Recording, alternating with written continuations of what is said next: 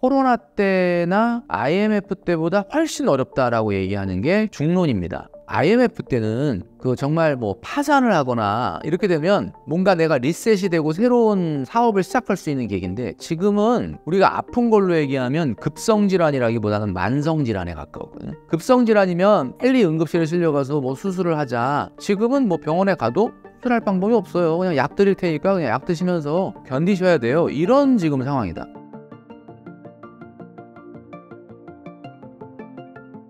네, 신사임당 구독자 여러분 안녕하십니까. 머니트레이너 김경필입니다. 신사임당 채널은 제가 굉장히 인연이 깊은 채널이고 또 여러 번 나와서 여러분들하고 만나 뵙게 되는데, 오늘도 이제 2024년도가 이제 어느 정도 마무리가 되고 2025년도가 시작이 되는 즈음에 또 여러 가지 이야기들을 한번 나눠보도록 그렇게 하겠습니다. 최근에는 유튜브보다는 2달 넘게 방송을 좀 많이 여기저기 나오게 됐는데, 이번에 내게 된 책은 딱 1억만 모읍시다 라는 책이고요. 사실 재테크 책이라기보다는 돈 모으기의 기본, 그리고 어떻게 마인드셋을 하고 또 어떻게 모아야 될지에 대한 내용을 이야기한 겁니다. 사실 신사임당 채널뿐만 아니라 제가 여러 유튜브에 나가서 한 2년 동안 얘기했던 1억 모으기가 왜 중요한가에 대한 그런 것들을 총 집대성한 책이다, 이렇게 말씀드릴 수 있을 것 같고, 또 그동안에 이제 돈줄남을 또 많이 사랑해 주시고 했기 때문에 이번 책은 제가 인세를 100% 다 기부하기로 했거든요. 그래서 그런지 초반에 판매량은 상당히 좋은 편인 것 같습니다. 그래서 많이 또 성원해 주시고 하면 또 더 좋은 일을 많이 할 수 있지 않을까, 그런 생각을 합니다. 올해 경제 위기가 올 것으로 예측하신 대로 경기 침체에 대한 우려가 지속해서 제기되고 있습니다. 그 이유가 무엇인가요? 네, 제가 연초부터 유튜브에서 미국의 경제 위기가 올 가능성이 높다라는 쪽으로 이제 이야기를 많이 했는데, 사실 이런 컨텐츠가 조회수가 잘 안 나오다 보니까 담당자가 이제 그 얘기 좀 그만해야 될 것 같다, 이렇게 얘기하더라고요. 근데 사실 제가 얘기했던 것은 우리가 거시경제에서 보는 무슨 경기 침체, 그러니까 예를 들면 2분기 연속 마이너스 성장률이 나오면 경기 침체고, 몇 퍼센트 실업률이 얼마가 되면 아니고, 이런 어떤 딱 명확한 기준을 얘기한 게 아니라, 어쨌든 경기가 지금보다는 훨씬 어려워질 거다라는 것을 이야기한 겁니다. 그런데 실제로 지금 주식 열심히 들여다보시고 주식 관련된 영상을 보시는 분들은 미국의 경기가 좋고, 그리고 생각보다는 경착륙이 아닌 연착륙, 요즘은 무착륙이다 하는 이야기가 나올 정도로 경제가 상당히 안착할 것이다, 이런 이야기들을 많이 들으셨을 거예요. 근데 사실 저는 이렇게 생각을 합니다. 증권회사가 주식 전망을 위해서 내놓는 경제 이야기들이 경제 뉴스냐? 저는 그렇지 않다고 봅니다. 경제 위기라는 게 경제 위기가 온대 라고 하는 것들이 사람들의 귀를 쏠깃하게 하는 것이 있기 때문에, 이런 유튜브 영상 같은 데서는 당연히 인기, 어떻게 보면 컨텐츠가 될 수밖에 없는데, 사실 저는 이렇게 생각합니다. 이미 경제 위기는 온 것이 아니냐. 지금 우리의 한번 상황을 보면 대한민국에서 가장 잘 나가는 대표 기업인 삼성전자도 위기론에 휩싸여 있습니다. 물론 그 속내막을 정확하게 알 수는 없겠지만 여기저기서 위기다라는 이야기를 하고 있어요. 그리고 두 번째, 물가는 굉장히 이 직전 1년에 비해서 많이 떨어져서 이제는 소비자 물가 지수가 2%대 굉장히 안정된 것처럼 보이는데, 여러분 나가서 실제 물건을 사서 우리가 구입을 하다 보면 어떻습니까? 전혀 체감을 못할 정도로 물가가 높죠. 이거는 미국도 지금 마찬가지입니다. 미국 경제가 좋다라고 하는데, 아마 미국에 사시는 분들한테 한번 전화 한 통 돌려보시면 바로 알 수 있거든요. 일반 직장인들이 나가서 밥을 사 먹는데 밥값이 3만 원, 4만 원 정도 한답니다.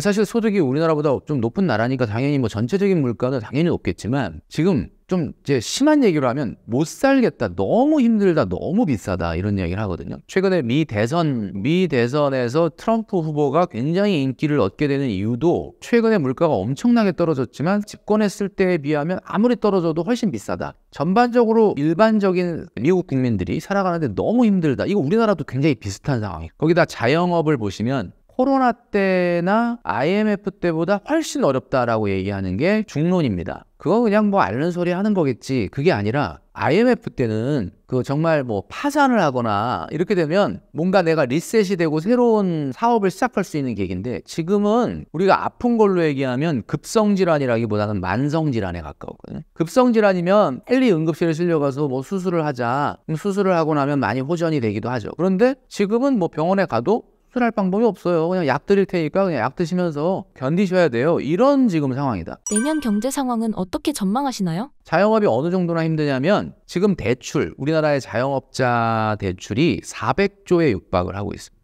가계대출은 곧 1900조를 넘어갈 예정입니다. 자, 이런 상황에서 아시겠지만 자영업자들은 노란우산 공제에서 지금 대출을 받고 있습니다. 노란우산 공제라는 게 뭐냐? 소위 말하는 직장인들은 퇴직금이 있는데 자영업자는 퇴직금 없잖아요. 그래서 퇴직금 대신 적립하는 게 노란우산 공제인데 그 노란우산 공제에 내가 적립했던 금액 안에서 급전을 빌리고 있다. 이제 이게 지금 전년에 비해서 3배 이상 증가하고 있다는 거거든요. 자, 이렇다라는 것은 기본적으로 자영업 기반이 완전히 붕괴된 상황이다. 자, 그러면 대한민국에서 가장 잘 나가는 대기업도 위기다. 물가는 여전히 높다. 그리고 자영업은 붕괴되고 있다. 그 직장 생활로서 따박따박 월급을 받는 분도 최근에 올라간 물가에 비해서는 급여가 전혀 오르고 있지 않다. 이거보다 대단한 경제 위기가 있나요? 이거보다 더 대단한 경제 위기를 기다리고 계시나요? 저는 그렇지 않다고 봅니다. 그러니까 지금이 이미 경제 위기가 온 거고요. 그럼 이 경제 위기가 왜 우리한테 더 지금 부각될 수밖에 없느냐? 마땅히 돌파구가 안 보인다는 거예요. 뭐 예를 들면 이런 겁니다. 경기가 조금 안 좋아졌다. 그러면 막 금리를 내려서 돈을 풀고 소비 좀 해라. 소비 좀 해라. 소비를 하면 조금 경기가 살아납니다. 근데 지금은 소비를 한다고 해서 경기가 살아나는 국면이 아니에요. 왜? 이게 구조적인 문제거든요. 구조적인 문제라는 건 이런 거죠. 지금 우리나라가 부채가 지금 뭐 정부 부채는 양반입니다. 정부 부채는 사실 그렇게 막 어마어마할 정도로 다른 나라 OECD 국가에 비해서 높지는 않거든요. 근데 이제 지금 정부가 세수가 펑크나기 시작을 했기 때문에 보도에 따르면 여러분들 그 복리후생으로 주는 선물이나 이런 것도 소득세를 매기는 법안이 지금 준비 중이라고 하더라고요. 그러니까 한마디로 얘기해서 이제 정부는 사실은 끝없이 세금을 거둘 수 있는 회사이기 때문에, 회사로 말하자면 아주 안정된 회사이기 때문에 그건 빼고 자영업, 가게, 기업 이게 다 굉장히 힘든 지금 상황이거든요. 그러니까 이 상황에서 부채가 현격하게 줄어들지 않는 한 소비가 살아나기는 어렵습니다. 한마디로 구조적인 문제라는 게 당장 부채가 어마어마하게 줄질 않으니까 여러분들이 조금 나가서 기분 내고 돈 써준다고 해서 경기가 살아날 것도 아니다라는 거죠. 이 구조적인 문제가 더 큰 위기를 불러일으킨다. 양극화되는 거예요. 좀 괜찮은 사람과 아주 어려운 사람. 괜찮은 사람은 괜찮은 사람대로 나름대로 박탈감이 있어. 예를 들면 우리는 이해가 안 가겠지만 막 100조 자산가가 막 괴로워해요. 110조가 빨리 안 돼서 고민의 차원이 다르죠. 어려운 사람은 없기 때문에 또 힘들죠. 돈은 어디로 가느냐? 이렇게 경제가 어려울 때는 둘 중에 하나입니다. 엄청 위험 자산으로 가든지 엄청 안전 자산으로 가든지. 그게 무슨 얘기냐면 희망이 없고 미래가 안 보이니까 돈을 따박따박 모을 생각보다는 내가 한 방에 역전을 하려고 한다. 재테크를 하려고 하는 거예요. 재테크라는 게 뭐냐? 재자가 재물재자입니다. 돈이란 뜻이죠. 테크는 뭐죠? 기술인가요? 기술은 뭔가 테크놀로지? 공학? 뭐 우리가 이런 기술이 아니라 이거예요. 시간 안 쓰고 노력 안 하고 땀 안 흘리고 결과를 바꾸는 겁니다. 자, 그러면 재테크라는 게 뭐예요? 돈에 있어서 시간 안 쓰고 땀 안 흘리고 노력 안 하고 결과를 바꾸겠다.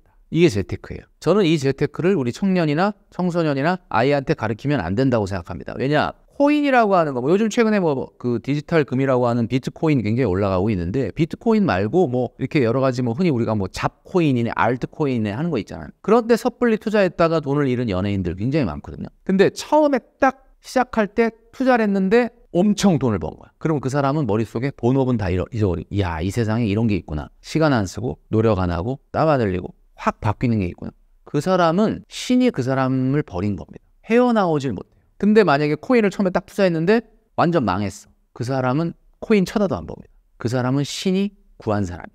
그러니까 한마디로 말해서 재테크라는 거는 이렇게 단시간 내에 뭔가를 바꾸려고 하는 기술인데, 이거를 만약에 처음에 성공한 사람은 인생이 힘들어지는 거거든요. 너무 경제가 어렵고 미래가 안 보이니까 양극단에 있는 사람 중에 서민층, 조금 미래가 잘 안 보이고 미래의 희망을 잘 못 만들어가는 분들은 투자 자체가 너무 투기적 성향이 강해지는 겁니다. 그러니까 한마디로 얘기해서 이럴 때 이렇게 우리 듣다 보면 귀에서 누군가 옆에 친구가 엔비디아로 얼마를 벌었다, 알테오젠으로 얼마를 수익이 났다, 에코프로비엠이 어떻다, 뭐 이런 얘기를 들으면 마음속에서 무슨 생각이 드냐면 나만 바보 되는 것 같고, 나만 정말 뒤처지는 것 같고, 그러니까 그때 뭔가 재테크라는 걸 생각을 하는 거죠. 그러니까 지금 시중에 있는 모든 돈은 엄청나게 안전자산이거나 엄청나게 위험자산으로 간다. 이 양극화되는 거예요.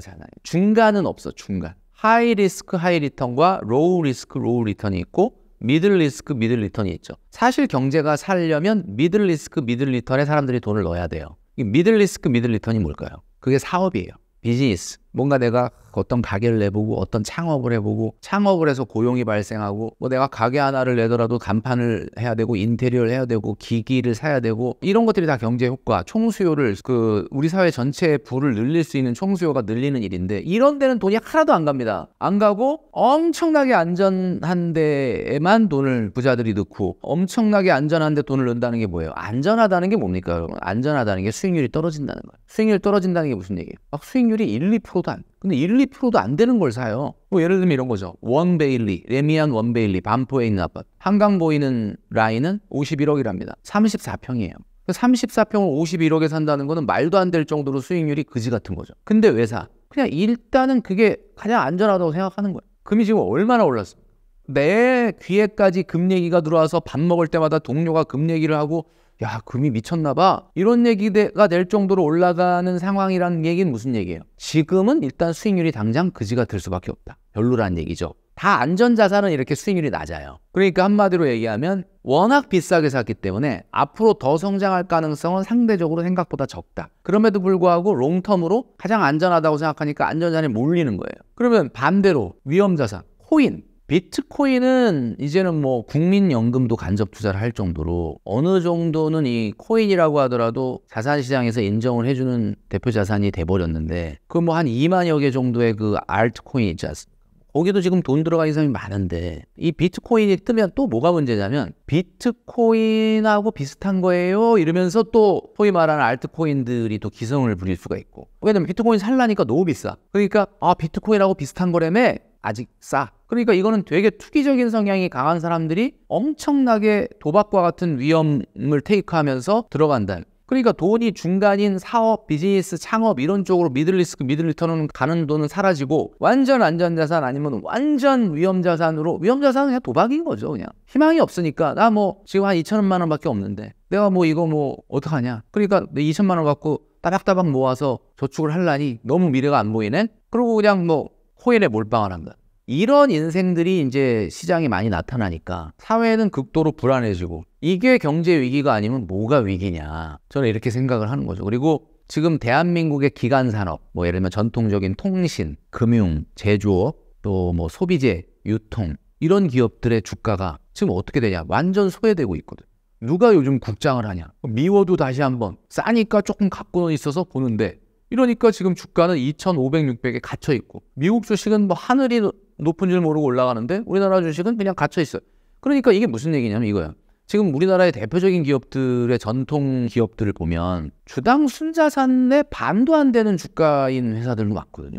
이게 참 너무나 우리나라가 이게 이 위기라는 말이 지금이 진짜 위기인 게 미국 주식은 주당 순자산이 아니라 미국의 주당 한 주식의 주당 순자산의 몇백 배인 주가도 있는데 우리나라 회사는 주당 순자산보다도 안 되는 주가 이런 주가들이란 이게 위기가 아니면 도대체 뭐가 위기냐. 그렇다면 지금 같은 때에 어떻게 재테크해야 하나요? 우리가 이런 경제 상황을 좀 타개하기 위해서 어떻게 가야 되느냐라고 하는 요즘 일어나는 일들을 보면 가장 비현실적인 게 현실인 것 같아요.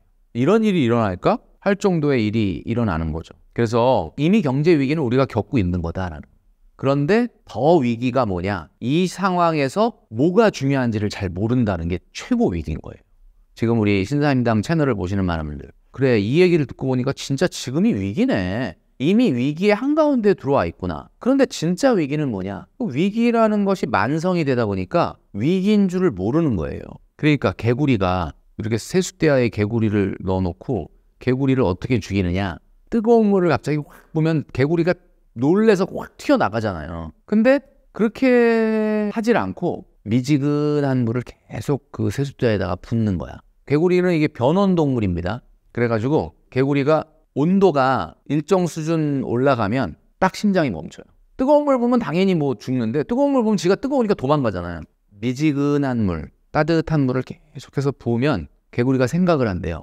이상하다. 물이 뜨거워진다. 나가야 되는데 계속 그러다가 너무 서서히 온도를 올리니까 나가야 되는데 그러다 죽는다는 거예요. 이게 개구리 죽이는 방법의 하나거든요. 그러니까 위기라는 게 왜 우리가 진짜 위기냐? 위기인데 위기야 하면서도 그냥 위기인지를 모르는 게 나가 이제 움직여야 되는데 이제 좀 뭔가 행동이 옮겨야 되는데 이러면서 이제 우리가 나가지 못하는 마치 개구리가 미지근한 물에서 죽는 것 같은 그런 상황이다. 그게 왜 그러느냐? 동물 얘기를 했으니까 한 가지 제가 또 말씀드리면 여러분 어렸을 때 개미와 배짱이라는 이솝우화를 읽어보신 적 있죠? 그 이솝우화는 이제 찾아보니까 그리스 사람이라고 하더라고요. 이솝이라는 분이.